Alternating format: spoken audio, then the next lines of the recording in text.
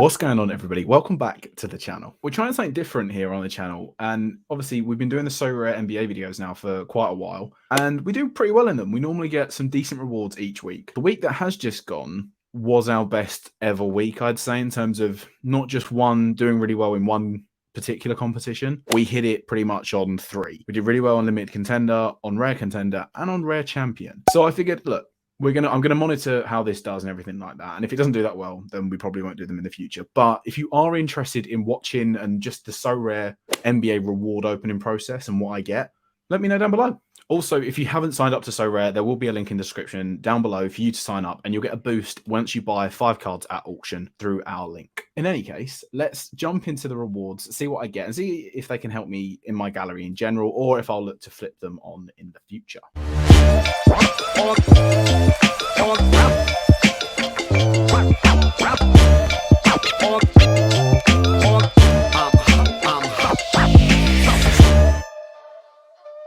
So as you can see here, we've got 5 rewards to claim. And if we go through on the tier 2 that we're going to get, there are some very nice options. I would ideally like a guy that is going to be in the playoffs in the future. I've already got a Jimmy Butler in the club. Jamal Murray, I'd like. A DeAndre Ayton, I'd be very happy with. A Chris Middleton would be great as a tier 2. Tyrese Maxey, Paul George, I've already got one, so I could flip him. I'd take a Klay Thompson as well. I think I came 50th on the Rare Champion side, which would mean it'll be a mid-range guy. A Desmond Bain I wouldn't say no to, especially with Ja Morant's issues at the moment. On the tier 3 side, we're looking at what? Brook Lopez, I wouldn't say no to. And Al Horford is someone I've wanted to pick up. What else have we got here? There's a few guys in and around. Nick Richards will be one. Terrence Mann would be a bit of a bad one. If we get Terrence Mann, that'd be a bad one. What's his price settled at after Westbrook's come in? Yeah, £20. That'd be a terrible one. So we don't want to hit one of them. I don't know if the rare and limited actually change on their tiers. If I go tier 2, no, it looks pretty similar. I don't remember if I saw Westbrook as a tier 2 on the rare. Was that one? No, he was there. So yeah, anyway, we'll get into it. We'll stop dilly-dallying. So we've got the 5 rewards here. We'll scroll all the way over to have a look at the common side of which, because I mean, the common cards at the moment on the NBA are not all irrelevant, but they are 99% irrelevant for people like me and probably people like you that are playing the game at the moment. If you've got more than 5 limited cards, there isn't really much to it. So we'll jump in for the tier 1. Tier 1 common, you never know. Ja Morant, it'll be a Ja Morant most likely. No, it's a Tyus Jones. Tyus Jones is a common tier 1 at the moment. Okay, I didn't expect that. So I suspect the commons have got to be different tier rankings. But again, I wouldn't be 100% sure. Right, we'll scroll in. This is the worst one. We came 938th in Limited Champion, so a tier 5 card. These are normally like filler players. Like they'll be 80p. So we'll never know, but we'll hold on to them. Normally a tier 5 I'll either give away or I'll hold on to. A Blake Griffin, you know what? That could come in handy towards the end of the season when I suspect if Boston have a gap of where they're finishing in the league, in the conference, if they know they're going to not take top seed and they're not going to get third and they're going to come second, Blake Griffin might see some more extended usage on the court. So as tier 5s go, I'll take that one. Right, we'll rock on now with another. We'll do our other limited, our tier 2. There are some decent options here. Again, I want a playoff guy ideally. 282nd, tier 2. Jeremy Grant.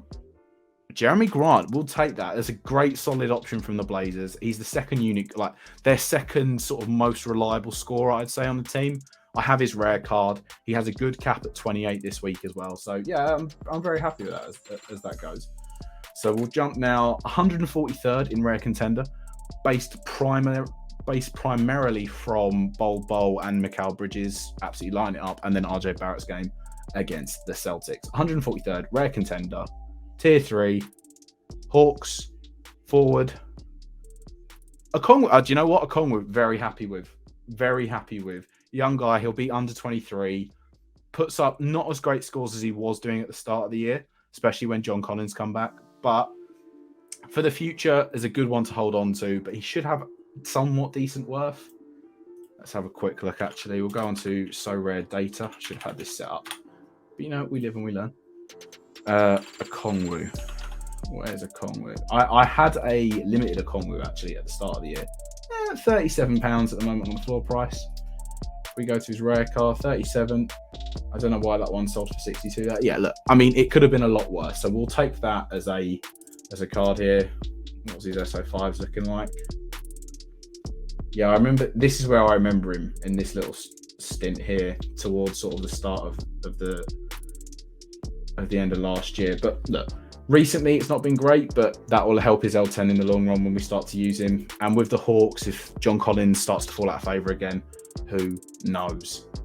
Anyway, back to it. So we've got our tier 2 rare, 50th in rare champion. We're hoping for a big dog here. A Maxi would be great. That's what I'd like.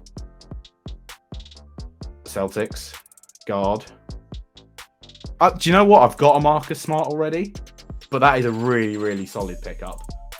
He is an absolute monster of a scorer on this game when he gets going. If we go over to his So Red dated tab, he wasn't so great last night, I remember, but in terms of the guard situation, he will get solid minutes in the playoffs. He's come down a lot in value. He's normally around the £100 mark. I might even be on here, and you can see when I recently picked him up. Can we do that? Yeah, I'm literally the third most recent one. I picked him up on a trade because I think I got him and Jimmy Butler into it. But as that goes, I'm very, very happy with it. What I'll do is, because I've already got one, is I'll look to trade him away. But, you know, I think as sort of little hauls go, a Jeremy Grant and a Kongwu and a Marcus Smart will definitely come in favour towards the back end of this sort of cycle for this season and in the playoffs. A Kongwu and the Hawks might make it. We're not too sure yet. If I just take a look, so Marcus Smart was in the tier 2 side of things. How much out of interest is a Klay Thompson for a rare card? It's the same sort of price. So I can maybe try and get a trade with one of them and go from there. Chris Middleton, what's he looking like? Always one in the playoffs I'd be looking for.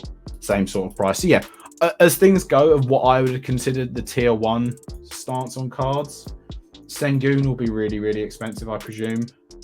But yeah, even DeAndre Ayton's at the 60 odd mark. So yeah, we'll wait and see what I do for it. But yeah, that's pretty much our rewards. That's going to wrap that up there. If you did enjoy these sort of little smaller videos on the Sorare side, do let me know, because I'll then start to do them with all of the rewards that we get.